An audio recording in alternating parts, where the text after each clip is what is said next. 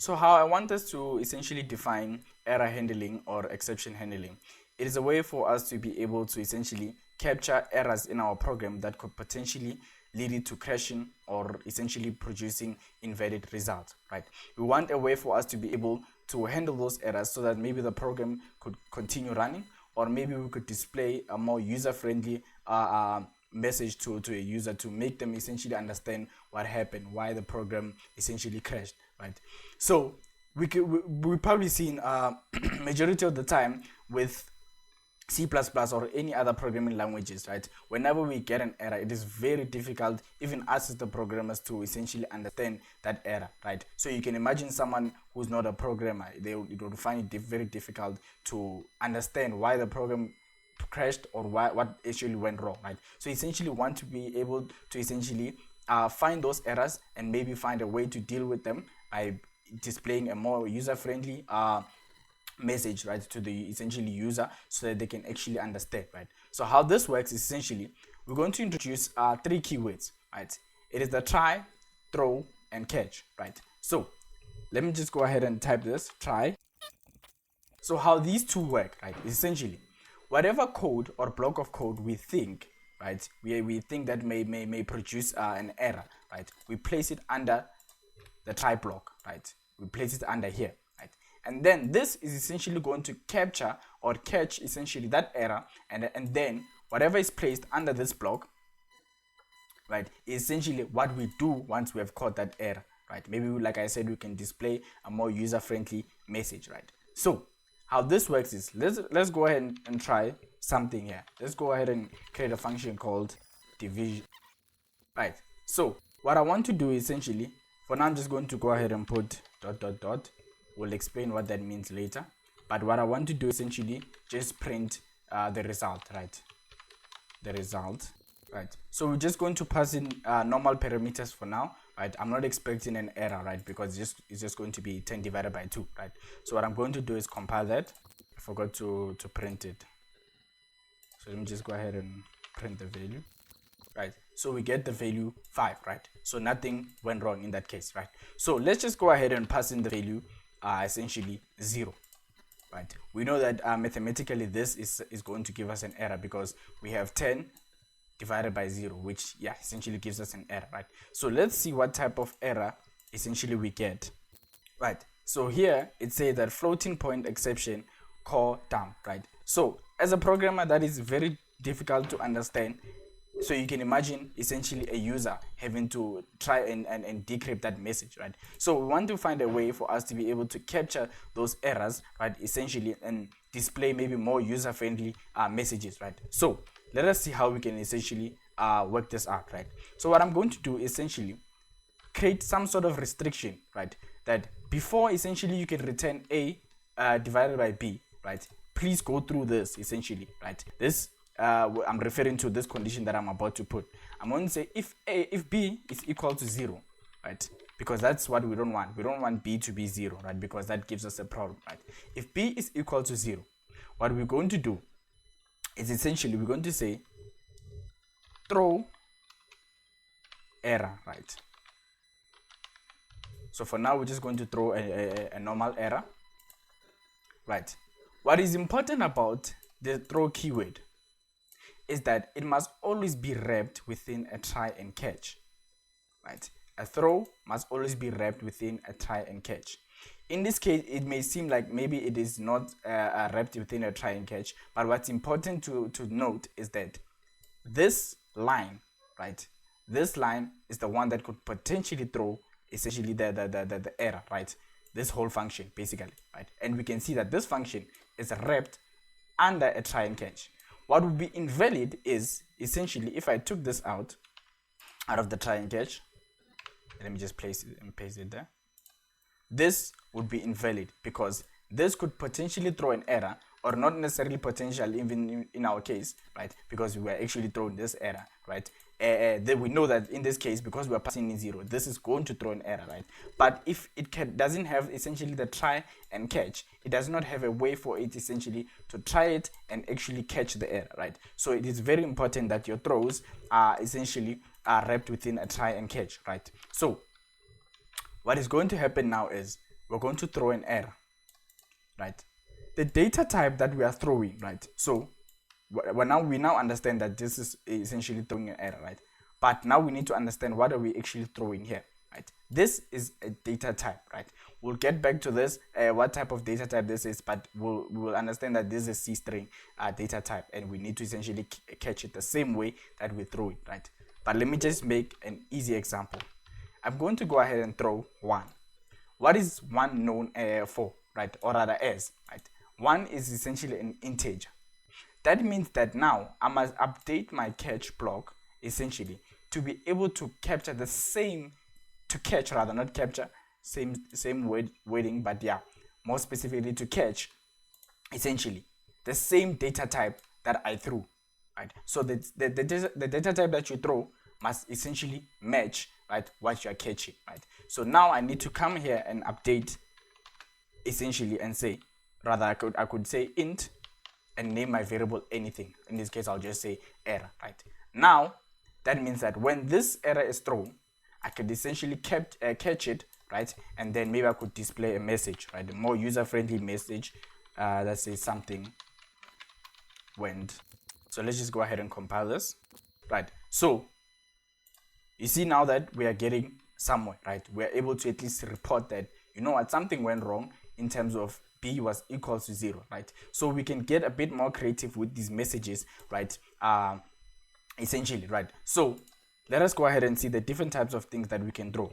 We can also throw a decimal value, right? Let's just go ahead and throw the value of pi, right? So what's important now is that we need to now also update our catch, right? Because now we're throwing a decimal value, right? In this case, we're catching an integer, right? So it wouldn't work, right? That's why we need to update our data type in our catch block, right? So what's important to note is that if we kept this and we just left it as int, right, would have a problem, because when this error is thrown, right, when this error is thrown 3.14, right, it will go to the nearest catch blocks, right? Because we can, the reason why I say catch blocks is that we can actually add more catch blocks, right, for maybe different data types or different messages, right? And then it will look for essentially the data type, right? The data type that's going to match essentially, in this case, a decimal or a double, right?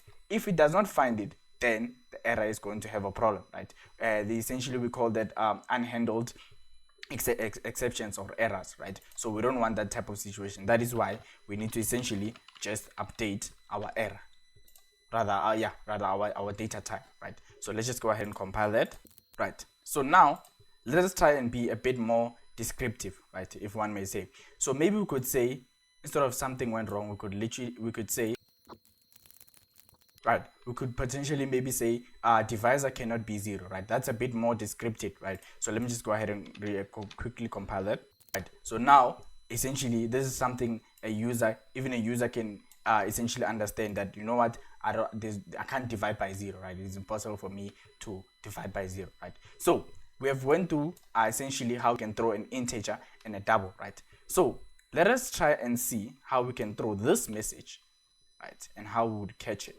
This is what we call, let me just go ahead and remove this.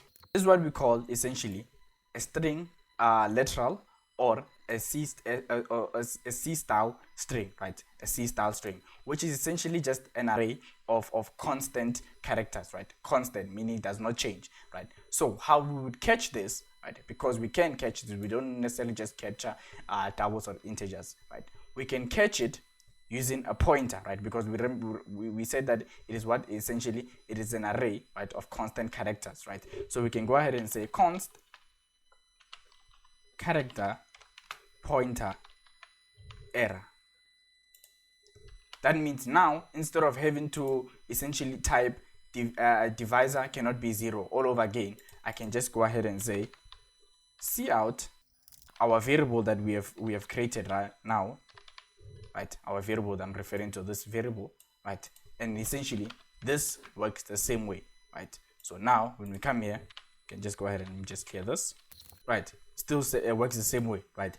But now essentially we're throwing what we call a C style string or a string literal, right? And then we are catching it using a pointer, right? And then so there's another way essentially we could throw the same essentially string, right? But it's very important that we are aware of the data type that we throw, right? So if we came here and said string, this is us specifying that we are not necessarily just throwing a C style string anymore. We're actually throwing a whole string object, right? So how we capture this is different from how we actually code it here, right? So that's very important to note, right? How you throw it essentially must be the same way how you capture it, right? How we would want to capture this is essentially, I would want to go ahead and say string, right? The reason why I'm capturing it essentially with a reference, it is because normally strings in C++ essentially are known as big data types, right? So having to copy, essentially, remember how we said pass by value, pass by reference in our previous videos, right? Pass by value, pass by reference.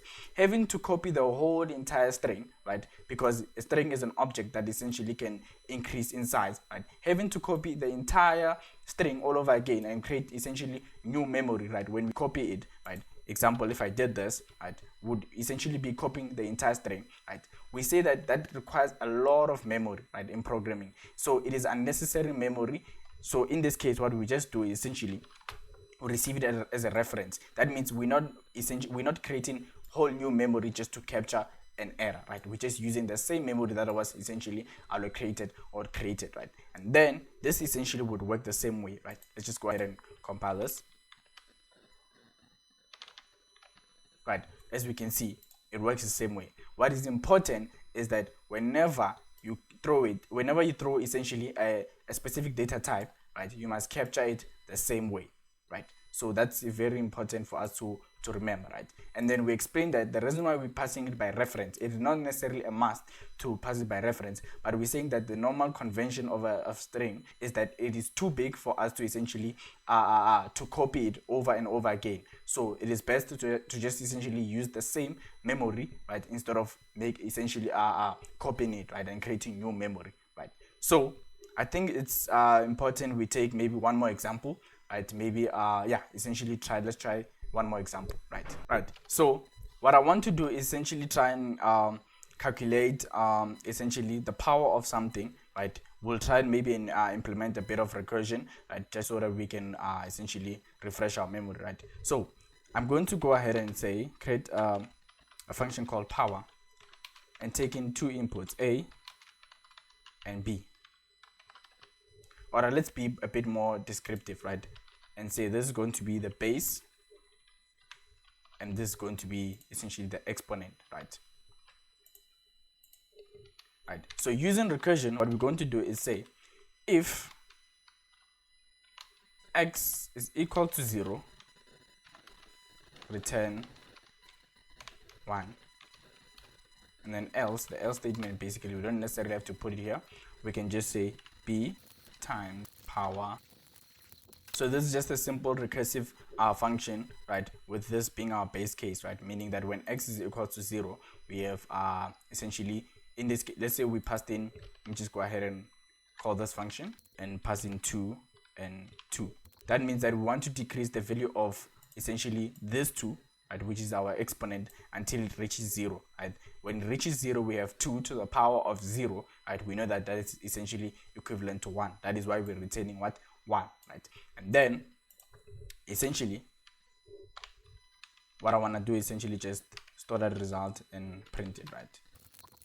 Let's just go ahead and compile that, right? So we get the value essentially 4 because 2 to the power of 2, right? So this is just essentially just some recap on recursion, right? So let us see the types of problems that we could potentially have, right? So in this case, you can imagine I don't necessarily want my exponent to be a negative exponent because that just makes calculations a bit more difficult, right? So I want a way for me to essentially deal with that, right? So what I'm going to do is, remember what I said whatever could potentially throw an error, I just place it in my try block, and then I'm just going to have my catch block. Remember these two go side by side, right? So here what I'm going to do, I'm going to say if x is negative I'm going to throw an error, right? In this case, I'm just going to say exponent cannot be negative. Remember, what's important is that we need to capture the error, essentially how we threw it, right? We said that this is a C style string. That means that we need to capture it, right, using a pointer, right? So just go ahead and say error, and we can just go ahead and print that. So now, if we try it, essentially, let us go ahead and update this maybe to -1 and see what type of error we have. Say that exponent cannot be negative, right? So we can see how we can essentially display a bit more user-friendly results, right? Instead of just letting the user figure out what happened, right? So that's essentially how we deal with exceptional handling, right? If you really enjoyed this episode, go ahead and subscribe if you don't want to miss any new releases. Otherwise, cheers.